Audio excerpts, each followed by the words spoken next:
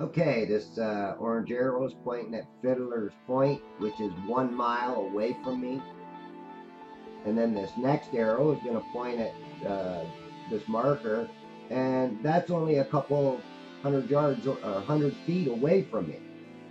And then you also notice where the sun is glaring across the water, and I'll point that out here with this pink arrow. And that you can actually see more water beyond, Fiddler's Point. But I thought I'd put this picture in here just to point out these few things. And this is full zoom back, so I'm actually about a little ways away from the water that's out in front of me. So the weeds there you can see are just like maybe 20 feet out from me. And of course I'm going to zoom up on this boat, but I'm going to kind of show you a little bit how you can see water, and it almost gives you this appearance that that water is rising. Why? Because it is light refraction or light reflection, and any water beyond this, later on you'll see a little area that is above this visible water line, and I call that the mirroring area. And anything beyond that is just getting mirrored. So any water beyond that that's mirroring is just mirroring the sky. I know a lot of people have a hard time taking that into consideration, but when you look at the increments that this is, what are these boats riding on? Now, usually when I see a boat coming out from beyond Fiddler's Point, it's actually coming out of Hernando Beach. Hernando Beach is approximately 3.58 miles from me, so about 3.5 miles from me where this boat comes out at. Now I'm a little out of focus, but I think it's more the atmospheric conditions too. But I do, right here, I get a little better focus on it. And then I want to show you this other thing here before I get into these increments. Okay, check out this guy on the boat right here where this yellow arrow is, and you literally see his boat. Now, this boat that's going to pass by him is a lot farther away, so that means that boat is way farther than the other boat, and it just appears like he's going to go right next to him, but he only appears to. Look how small he is in that boat. And then you gotta take into consideration, if you've seen a guy on the closer boat, how much bigger he would be compared to that guy out there on that tiny little boat. Why? Because it's perspective. He's much further away. But you can even see how the wake of that boat, the big boat, kind of blocked him out. I try to show people this, and when you look at the increments, and I'm sorry about it being windy this day. It's not my tripod that makes my camera shake. It's actually the remote that I use. And I've tried all kinds of different things to keep it from shaking so much, but it just doesn't happen. But I don't mind, because if I was trying to do this by hand, I would be shaking the camera a lot more. I'd be moving it a lot farther than what I need to. But my thing is in increments. If you look at the beginning of the video, where that's a couple of 100 feet away from me, and then you got Fiddler's Point that's a mile away, but I'm seeing these boats well beyond it. It's not refraction, people, pulling it up. I'm actually seeing the boat on the water. You can see it. So what's getting refracted, or what's getting hidden, is getting hidden from refraction. It's not pulling it up from behind any curve. And that's what science always wants you to believe, is that it's getting pulled up somehow. So how do you pull up? I mean, if I'm only able to see a little over 3 miles, standing up 6 foot high, then how is it able to pull up 10 miles beyond that, or let's say 8 miles beyond that, when I'm seeing Cutter's Rock. Now, this particular day, I don't see Cutter's Rock, and you'll see why, because this whiteout background kind of blocks you out. But the sun was behind a lot of clouds, so I was able to actually see a little bit further and a little bit better with the sun's light being blocked behind a bunch of these clouds. Now, this is Bayport Bird Rack, but this boat isn't even nowhere near Bayport, because if you look, he's still coming out of the Hernando Beach Channel pretty much, but he's only appearing to go behind Bayport. It's like running two parallel lines, one on the left side of me, one on the right side of me, and me standing in the middle. Those lines are going to eventually look like they cut across each other, but they never do in reality. They're still parallel lines running directly across from each other the same distance. That's what parallel means. So, you know, people think that this boat's going directly in front of me, but it's actually not. And it's only given me the appearance of it, which is really strange when you take into consideration all of this stuff. Now here, looky, there's the Bayport North Rack, and he's way out there. Now, yes, he's in front, and he is going across my line of sight, but he's way further out than what he appears to be. I mean, Bayport Bird Rack was another 3.5 miles, or maybe a little less than 3.5 miles. So, you know, he's still going out across there. And this is what's hard. When you look at the waves, and you see how the waves start compressing and getting smaller and smaller and smaller and smaller. And this is what causes that mirroring effect with water, or with the sunlight glaring on it and reflecting off of it. It just causes this whiteout background. Now, as I'm following this boat, a little bit later on, the sun comes out, and I'll kind of get ahead of myself here a little bit. The sun comes out, I zoom back, and then I have to move my camera to, you know, kind of show you that that sun comes out from behind the clouds and lights up the water. And then when I try to go back to the boat to find it, I have a hard time finding it. Number one, I'm looking at a little viewfinder on the P900 camera.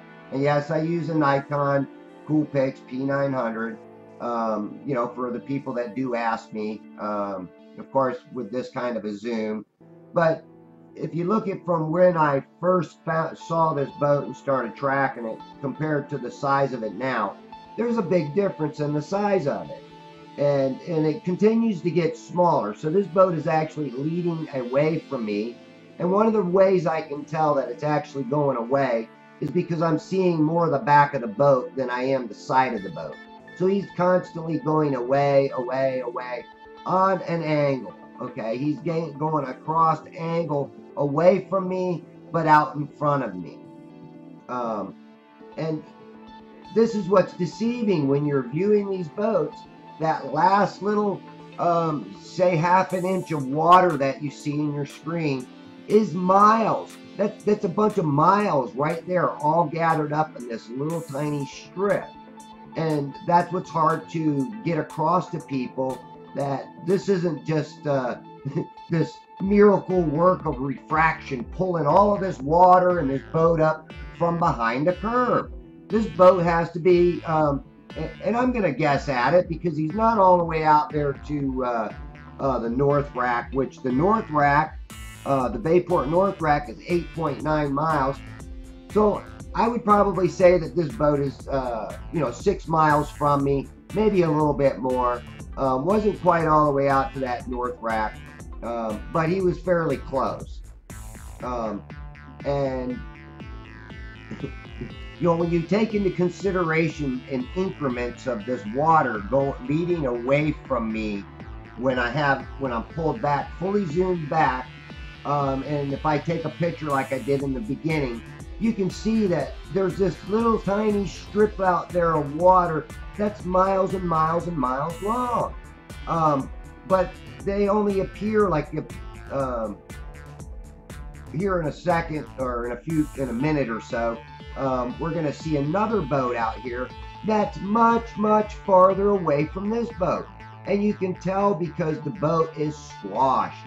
It's like almost flattened out, but you're seeing the whole boat, and maybe it is being kind of magnified a little bit or compressed and stretched out sideways. I've seen boats get compressed flat down, and then I've seen them get compressed and they not only get flat down but out to the sides. And this is stuff that people don't quite get this. They don't observe enough. And I've been doing a lot of observational videos, and I'll tell you, it's really crazy stuff. Because, you know, science wants us to believe that this refraction is pulling everything up. But look at where this boat is at. And then when you see this other boat, look, they almost look like they're on the same water line. But the other boat, the farther boat, is actually getting compressed and pulled down due to the refraction or the light or the mirroring than it is getting pulled up from behind the curve of any sort. And here comes this little part right here. Now, I slowed this part down so you could take a good look at this boat. And here it comes up on the right-hand side. And this boat is actually moving too. So it's kind of like, okay, you can see his riggers out. You can see how low it is to the water.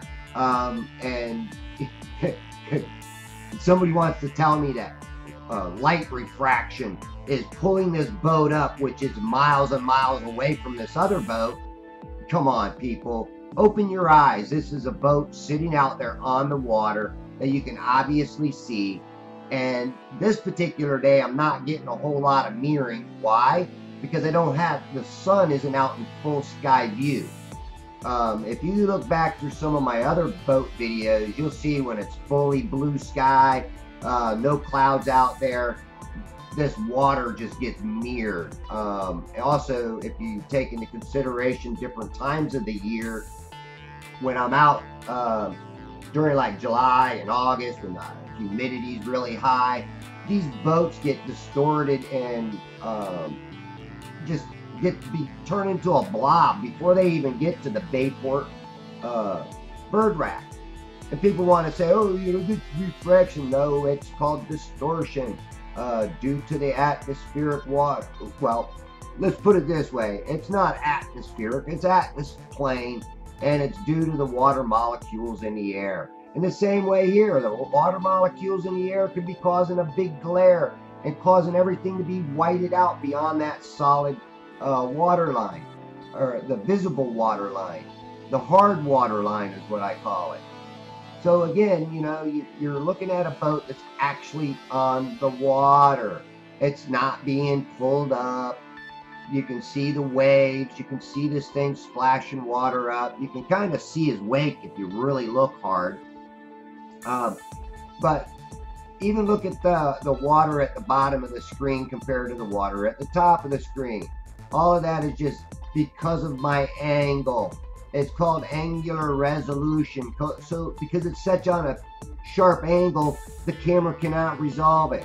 Now here the sun pops out, and this is where I zoom back. Can you see the boat? Yeah. Now, can you see the boat now? No, it's gone. And a lot of times I'm looking over my camera trying to see these boats, and a lot of times I might see a little grainy dot that is out there, and I can't make out what it is from the shoreline, but when I zoom in on it, there it is. Now look at this boat. It's starting to get into that glare. It's starting to get some distortion done to it, but it's also kind of like vanishing within that glare line. It's kind of vanishing into that whited out background. And again, you know, a lot of people have a hard time understanding this. Now, I'm going to zoom back again here shortly, because you can obviously see he's almost getting to that vanishing point within that whited out background. And I try to explain these, but it's hard to explain. Plus two, now if you kind of look, he's kind of getting into that mirroring area where the water just mirrored. Now you can see this white raised up line just above the water. That's where there's more water, and it's just getting, the sunlight is just glaring off of it. Now the sun came out pretty open in that there's a blue spot where all that light was coming from. Now I try to zoom back in on this boat. Now remember, I'm looking at a little 4-inch screen. I couldn't find him when I was there, but I noticed when I put it on my computer that he was there. I just couldn't see in the screen because he was more whited out. But you'll see it here in the video.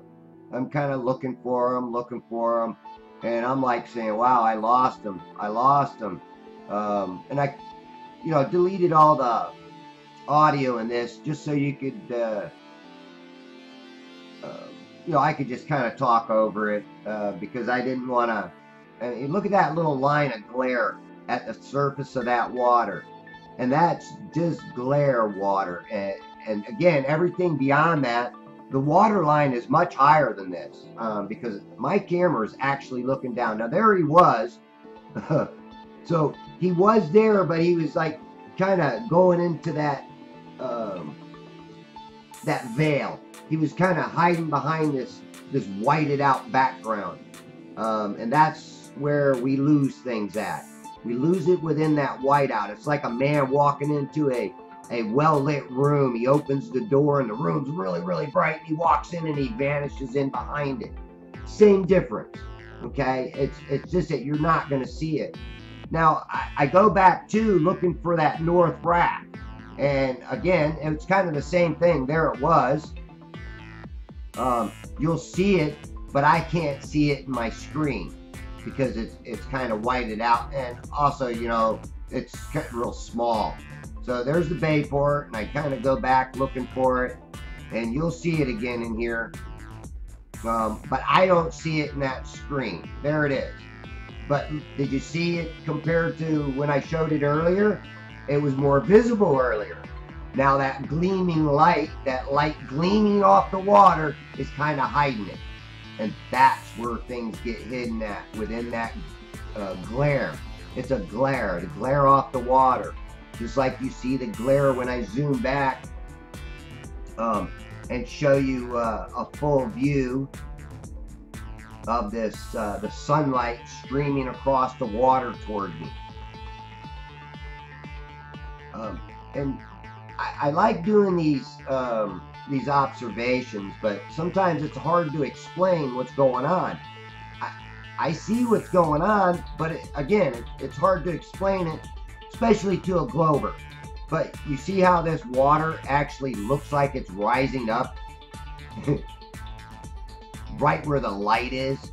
It almost looks like it's rising up right there, but it's the glare. It's glaring up. See it? It's glaring up. And that glare is also what hides stuff behind it. Like sometimes I try to find Cutter's Rock on a bright day, and I cannot find Cutter's Rock. But I can find the Bill Watts, I can find Billy Steele's, which is 7 miles away, but when I try to find that 11-mile one, sometimes I can find it, sometimes I can't. But it does depend on how much light is hitting the water. And when you get all that glaring water, you get the glare just like the man walking into the well-lit room. You just can't see it. You're blinded by the light.